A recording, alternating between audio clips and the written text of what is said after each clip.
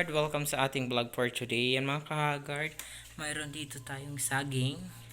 Dahil mabubulok lang ito, so gagawin na naman natin itong maruya mga kahagard. So yun mga kahagard, naghahanda tayo ng itong topper kasi dito natin ilalagay yung ating gagawing maruya mga kahagard. Ayan, unang-una syempre babalatan muna natin. Ayan mga kahagard. So, babalatan muna natin kasi hindi naman natin pwede kainin yan ng may balat. Hindi naman tayo alien. So, ayan. Sayang to kapag itinapon. So, syempre, gagawin natin yung maruya. Mga kahagard. Wala kasi akong pang-steam. Gagawin ko sana yan na banana cake. So, ngayon na lang. Gagawin natin is maruya. Ibang version ng maruya. Kasi mostly, di ba, yung saging na binibiyak lang siya tapos nilalagyan ng ito is syempre i-mix natin yan with flour. Tapos ikaw parang po luto. So, yun mga kahagar. Syempre, pipit-pitin muna natin. Wala tayo pang durog. Kaya ito na lang munang tinidor. Mahirap din, dirugin. Naghugas muna ako ng kamay bago ako ganito. Baka sabihin nyo, hindi ako naghuhugas. Galing kasi ng ref, kaya medyo matigas. Pwede bang kamayin muna? So, yan mga kahagard, ayan na. So, nadurog na natin. Binilisan ko lang. Ayan. Malamig-lamig pa po ito. Parang relasyon nyo. Malamig. Cold. So, ayan. Lagyan natin siya ng harina. Dami siya, no? Sorry. Ayan. Ayan mga kahagard. 20 pesos po itong aking giniling harina.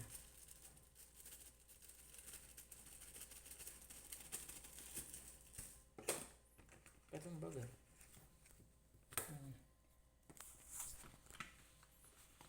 Ayan.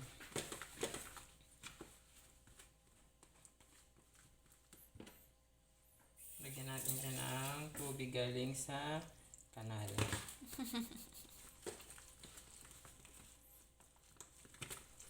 Ayan.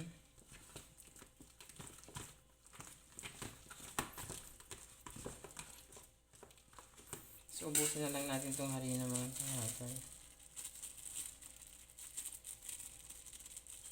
Ayan mga kahagard. Para ma-mix natin siya. Tapos lalagyan ko siya ng isang itlog mga kahagard. Mga chupapi, may galap shout out. Ubos ang bunay. Galak shoutout. Ayan, so lagyan natin ng itlog, isang piraso para mas lalong malinamnam ang ating maruya mga kahagard. Ayan. Diba? Diba kita nyo guys? Delicious.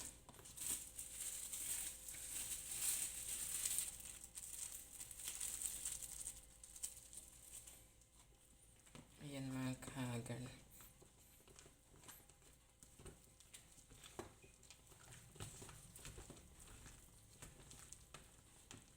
Siyempre lalagyan natin ng sugar. Ayan. Nubos ko na yung konti. Kasi matamis naman yung saging.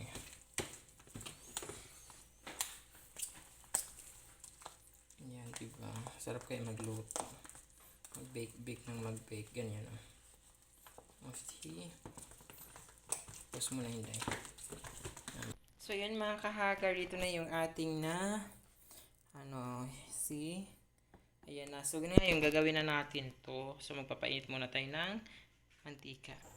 So, yung mga kahagard, maglalagay na tayo ng mantika. Medyo maano to sa mantika. Siyempre, yung niya. Medyo na low fire. Basta, ganyan. Tapos, siyempre, kapag mainit na kahagard, ilalagay na natin.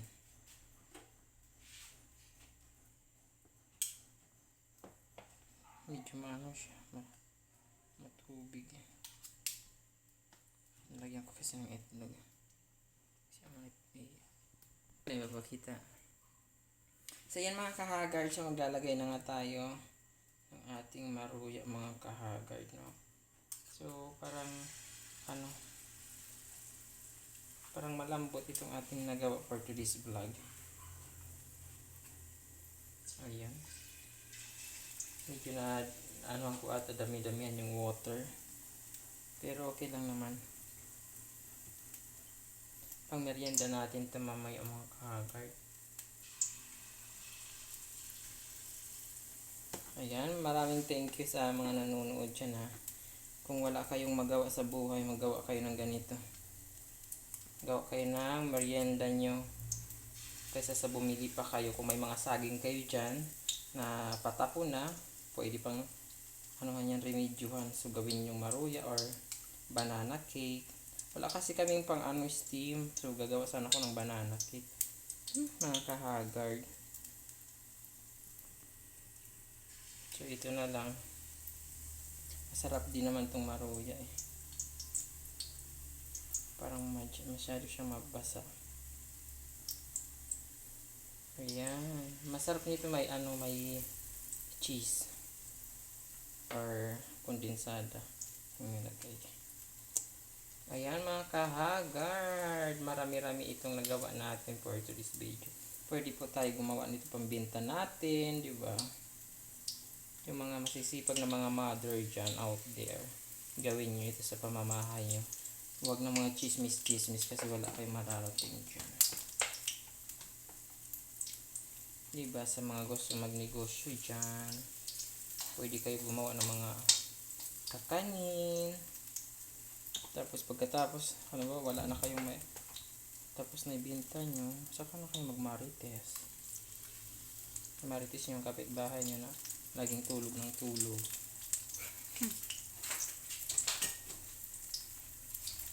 So ayun mga kahagard, diba madali lang. Oh, diba? Ganun lang ang life. Life is very short lang. Kaya enjoy lang tayo habang nabubuhay. O diba? Magtatigharay o ka man. Ayan. Pahigayin. Ayan mga kahagard. Medyo naluto-luto na nga siya, diba? Perfect.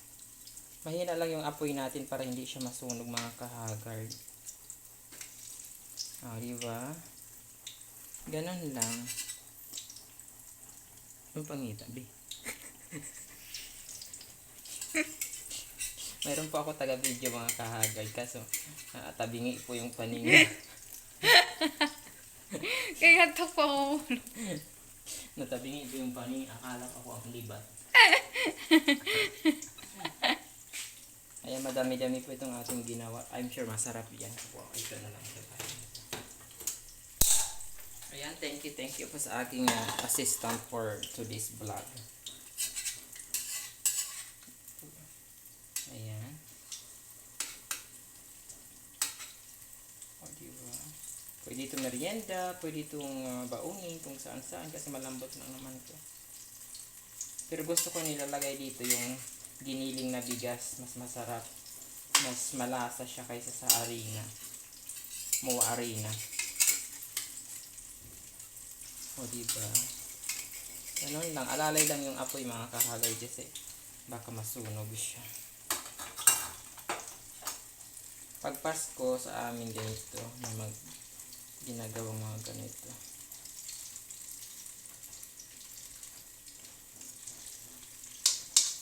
Ayan mga kahagard. Diba? Ang sarap yan. Tapos mo na ito. Hard, iluto na siya. Yung iba makikita kinakasong. Ayan. So, pasensya na po kasi yung tagahawak ko po ba mag-ata. Puyat ata ito. Ayan mga kahagard, ang bango po niya. Amoy saging. Malamang kasi saging ito. Diba? Wala ka mag-amoy kamote. Ayan mga kahagard, napakaganda talaga tingnan. Oh. Diba? Ang sarap. Ayan, thank you Lord sa grasya. Hindi si grasya ha. Ayan mga kahagard. Hindi na ko gagawin yun sa number lang. Bago si buhay. Feel ko. Kasi malakas yung, ano ko, instinct. Char! Ano, nagchismisan. Hmm? Nagchismisan. Ng maritis. Ayan guys, pasensya na. Maritis for today's vlog kami. Ayan, so, di ba masarap? Amoy pa lang. Wow na wow. Ang lambot niya. Pwede na churit ang ito aro. Ang libak na. Ayan mga kahagard. Ang sarap, di ba? Ngada pangita. O, di ba? Parang mas masarap ngayon yung ginawa ko kaysa sa dati. Much bitter ngayon. Mas masarap ha. Dati masarap lang. May mas masarap kasi malambot. And ay dati pala may ano yun, may iba ang sinabaw. It's not rich O diba mga kahagard, napakagaling talaga mag-invento ng mga ano. O ito o diba? Yummy! Yamete. Yummy yummy! Gawa rin kayo sa inyo. Pwede din kamuti. May harina. Ipos mo na, Bi. So, ayan mga kahagard, luto na yung iba. Ayan o, see? Ito yung merienda natin for today's vlog. Pwede din itong almusal kasi ngayon ko lang naluto ito. Kasi sayang din ang luto. Madami-dami ito mga kahagard. Ayan mga kahagard. So, konti na lang. Patapos na tayo mga kahagard. Ayan o. Yummy! Diba? Oh, merienda.